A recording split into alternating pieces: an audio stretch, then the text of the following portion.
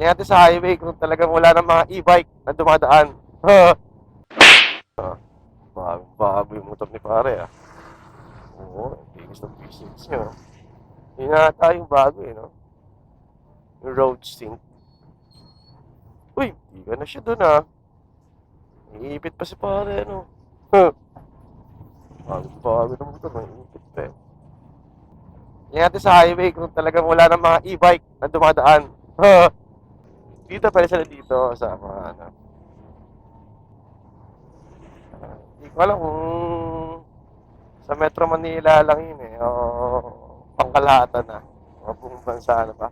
Sa mga major roads. Eh, malalaman natin talaga kung wala lang e-bike sa highway.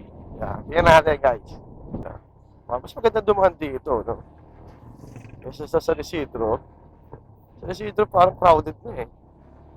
Dito, okay sa mamahalin ah. Ayan, pasukin mo. Pasukin mo ako. Ayun o. Isa. E-bike ko. Kala ko bawal. Meron agad isa. Ayun tayo. Alam ko inuhuli na yan. Baka sa NCR lang siguro, no? Pwedeng tumawid. Pwede silang tumawid. Pero hindi sila pwedeng tawag na gamitin. Bahala ka sa buhay mo. Pero pwede wala. Isa lang nakita ko. Isa lang ang nakita ko naka-e-bike. Halos wala Halos wala ako nakikita guys na naka-e-bike. Naka-isa lang siguro na tumawid lang siguro. Tumawid lang sa kabila. Tapos makaiikot lang.